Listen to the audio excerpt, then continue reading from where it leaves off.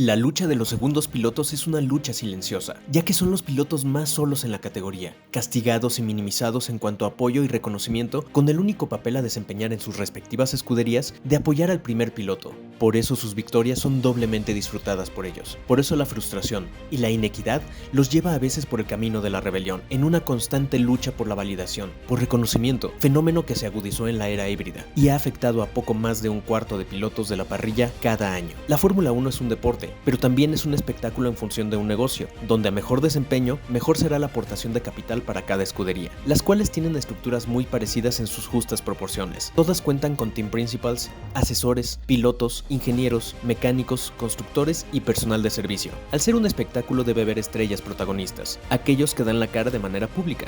Y como toda maquinaria, el engranaje se mantiene bien engrasado gracias a los personajes de soporte, aquellos que no dan la cara, pero que se encuentran detrás. Y hay híbridos como los segundos pilotos, que son una mezcla de personaje de soporte con semiestrella con exposición pública.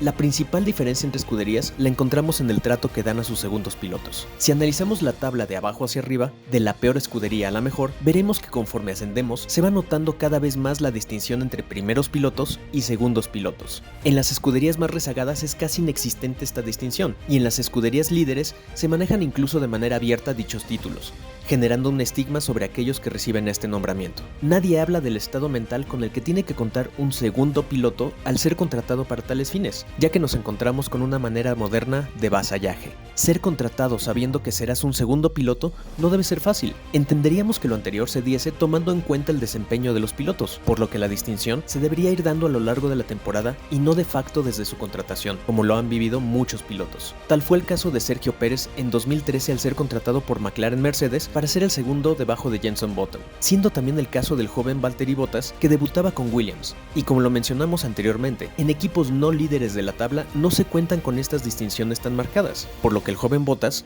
no lo sufrió desde el principio.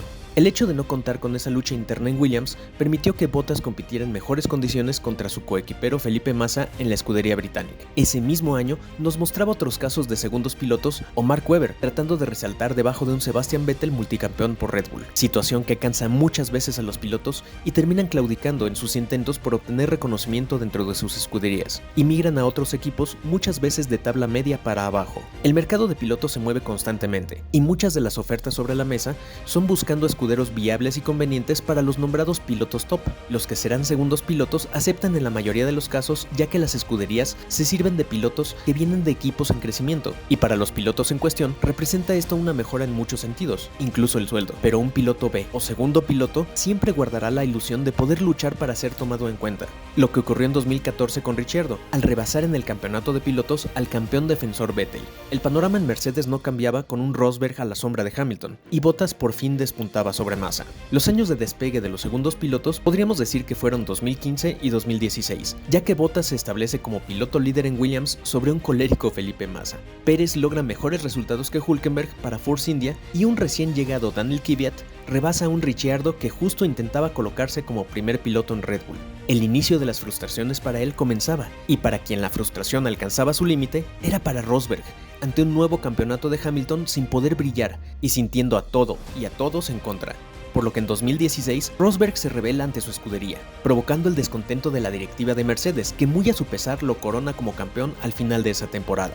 Ese mismo año nos presentaba a Pérez y a Bottas quedando por encima en la tabla sobre sus mismos coequiperos, Hülkenberg y Massa respectivamente. Aparte, esta temporada le permitía soñar a Ricciardo con haber logrado asentarse como primer piloto sobre un joven Verstappen recién contratado, situación que se repitió de nuevo en 2017. Este año nos mostraba a un Pérez que seguía liderando en Racing Point, pero ahora sobre Ocon, ya que Hülkenberg emigraba a Renault. Como mencionamos anteriormente, los pilotos que anteriormente dominaban a sus coequiperos, al verse superados, normalmente migran a otras escuderías, casi siempre de menor perfil. También este año nos mostraba un Bottas, que por su desempeño en la escudería cliente de Mercedes, había sido ascendido para acompañar a Hamilton a un nuevo campeonato, ya que Rosberg, después de su sublevación, y a pesar de haber ganado el campeonato, había salido del panorama para Mercedes. Aquí nos damos cuenta de que las rebeliones no son bien vistas por las escuderías. En 2018, Mercedes se muestra encantado con un Bottas que acata inmediata su rol en el equipo, y Pérez vuelve a notarse un mejor resultado que Ocon. Por su lado en Red Bull, sucedía lo que se vaticinaba. Verstappen superaba a Ricciardo, que aunque no lo mencionara abiertamente en sus declaraciones, daba a entender que el apoyo que había recibido no era el mismo que el que a su coequipero le prodigaba la escudería Red Bull,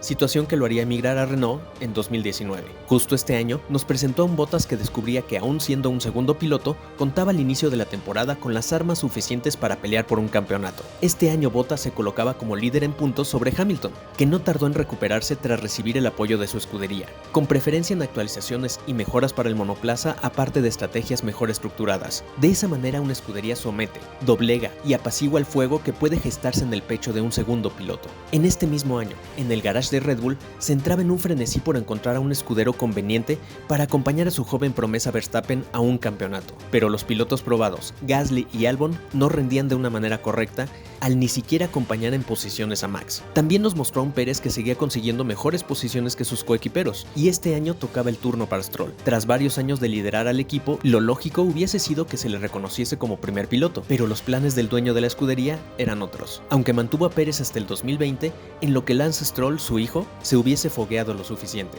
También en este 2020 pudimos apreciar un cambio en la actitud de Bottas, que demostraba un total desinterés en aportar o apoyar ahora a su escudería. Dicha actitud lo estigmatizaría, así como a Rosberg en su momento, como indeseable para la escudería alemana. En Racing Point, el piloto mexicano vuelve a quedar por encima de Lance Stroll en la tabla de pilotos, esperando que eso fuese suficiente para afianzarse al equipo, a pesar de que la familia Stroll ya de manera manifiesta manejara las cosas para preparar el terreno y colocar a Lance como primer piloto al año siguiente, iniciando una serie de acciones que intentaban apoyar a Stroll y olvidar poco a poco a Checo, tal cual hiciera Mercedes un año antes con Bottas. Esta etapa en la carrera del piloto mexicano, muchos la citan como el gran sabotaje a Pérez. Por otro lado, en Red Bull, Verstappen seguía enrachado y esperando un mejor monoplaza para competir por el campeonato, y en contraste a un Albon que entregaba lo mejor que podía. Aquí es donde se hace más patente otro factor que tienen en contra los segundos pilotos, aparte de tener que apoyar a su coequipero. Este elemento es la presión psicológica que ejercen los asesores de las escuderías, tal cual fue el caso de Marco, que ya había despachado a Gasly y ahora probaba la resistencia psicológica del joven Albon.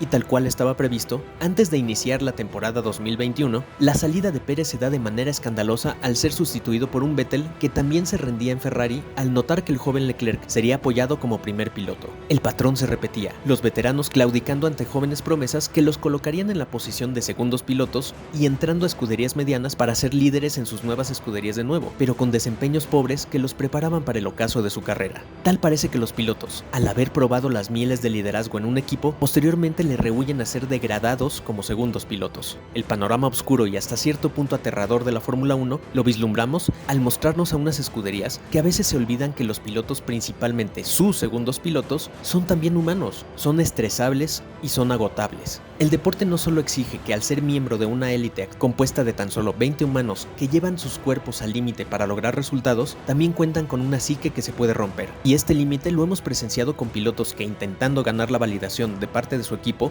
se rebelan, algunos a veces causando accidentes con sus mismos compañeros de equipo. Como ejemplos, podemos citar a Rosberg chocando con Hamilton en 2016, a Ricciardo con Verstappen en 2018, o a Vettel con Leclerc en 2019, y muchos otros ejemplos en décadas anteriores.